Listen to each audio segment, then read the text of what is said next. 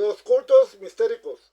Aunque estaban más relacionados con Grecia y Roma, el antiguo historiador griego Heródoto escribió que su origen estaba en Egipto. Las hijas de Danlao los trajeron de Egipto y se lo enseñaron a las mujeres de los Pelasgos.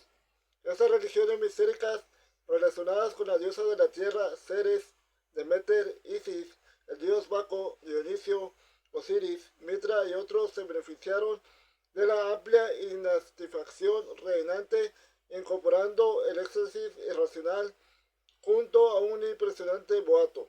En dichos cultos, los seguidores se entregaban a la devoción de misterios de una deidad, la cual se convertiría en un salvador y les ayudaba a resistir la vida cotidiana y les prometía una vida llena de dicha tras la muerte. Con el tiempo evolucionaron hasta que prácticamente se convirtieron en sectas que trajeron el caos y la consternación a los templos de Júpiter, Marte, Vesta y otros dioses y diosas de patrocinio estatal. Aunque carecían de la influencia política de las religiones del Estado, la sensación de libertad que ofrecían los cultos mistéricos seducía a muchos, a quienes apartaba del culto privado de Júpiter y Vesta. Y cuando los corazones privados andaban de un lado a otro, a menudo les seguían sus tesoros. Estaciones como la primavera, fertilidad y el otoño, cosecha, dependían de la benevolencia de diversas deidades que tenían que ser complacidas para bendecir a sus seguidores.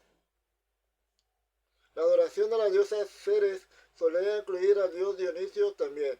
Durante estos ritos, el sacerdote y las sacerdotisas llevaban a cabo una representación religiosa clasificable como porno que reproducía el matrimonio de la señora del grano, Proserpina, la griega Perséfone, y Plutón, dios del inframundo. Esto se convertiría en un constante recordatorio de la mortalidad, la pérdida inminente de algo joven y hermoso a mano del dios de la muerte. Michael Grant señala que esta ceremonia estuvo originalmente como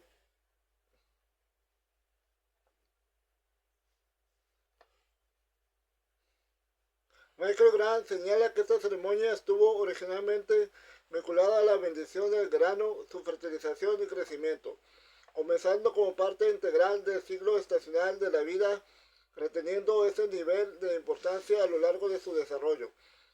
Los iniciados en ese culto se alineaban en uno o dos escalones. El más alto se le llamaba los contempladores. Su obligación era llevar y por tanto contemplar los objetos sagrados en una procesión. También se tomaban un sacramento de aguas de cebada y menta para asegurarse las bendiciones de las deidades que controlan la otra vida. Si Ceres representaba una mezcla de pasión y serenidad femenina, el culto a Baco Dionisio ofrecía un viaje por los elementos indómitos animales de la naturaleza humana. Un mural de la sala de culto de una familia patricia de Pompeya muestra el rito secreto de iniciación en los misterios que incluyen lecturas de un texto sagrado, purificación, flagelación del iniciado con danza y éxtasis, la revelación del falo sagrado y un matrimonio místico con el dios. Los miembros de ese culto se entregaban a los placeres de la carne y alcanzaban, al menos por unos momentos, un escape del mundo que los rodeaba. A lo largo de la historia, el culto a Baco ha mantenido gran parte de su misterio original, revelando únicamente activos en la oscuridad que parecía cultivar una oscuridad plagada de fiestas de borrachera, perversiones secretas y el poder del ocultismo. Desde el siglo I antes de Cristo se vislumbraba lo tentador y siniestro de sus ritos, mezclados con la mitología en los murales de la villa Item de Pompeya. Una pintura muestra una figura femenina de demonio con alas y calzado. Otra muestra a una joven ocultando su cabeza en el regazo de una mujer mayor, como temerosa o asustada. Otra describe violentos ritos de iniciación. El culto a Baco tuvo un largo historial de violencia y salvajes orgías sexuales. con excesos tales que movieron al Senado romano a prohibir completamente sus celebraciones en el 186 después de Cristo. Además, ser que no mejoró con el tiempo, como prueban más allá de toda duda los murales de Pompeya. Si Ceres representaba la pasión, entonces la adoración a Baco representaba el caos. En los tiempos del Imperio Romano, las personas buscaban paz en su mundo peligroso donde simplemente no existía paz de ninguna clase. El gran historiador romano Tácito reveló: "Estoy entrando en la historia de un periodo rico en desastres, lúgubre por sus guerras, desgarrado por las sediciones, negativo, salvaje en sus pocas horas de paz. Cuando emperadores perecieron la espada, hubo 3 guerras civiles. Hubo más con extranjeros y algunas civiles y externas a la vez. Roma fue devastada por incendios, sus antiguos templos ardieron. El propio Capitolio ardió a mano de romanos. Se profanaron los ritos sagrados, hubo adulterio en las más altas instancias, el mar se llenó de exiliados, los acantilados se empaparon de asesinatos. Pero más salvaje fue el frenesí en Roma. La nobleza, la riqueza, el rechazo o aceptación del ceremonial, todo era un crimen, y la virtud era la ruina más segura. Las recompensas a los delatores no eran menos odiosas que sus hechos.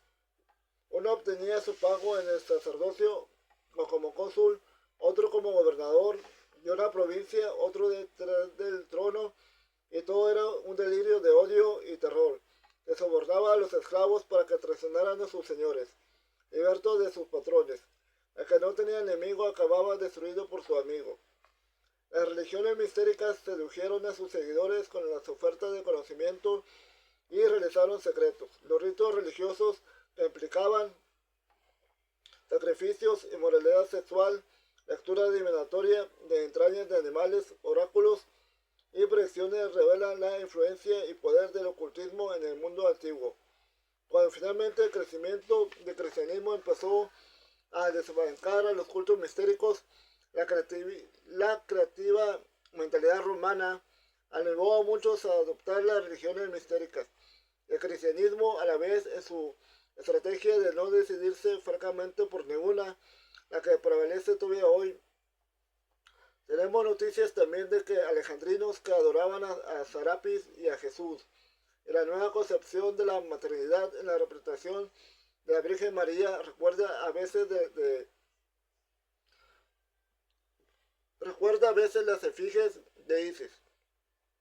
Los cristianos primitivos combatieron a los sacerdotes de Cibeles, luchando para recalcar el carácter único de la expiación de la sangre de Jesucristo, por mucho que los sacerdotes paganos pretendían equipararlo con la matanza ritual de un toro realizada en la adoración a Cibeles.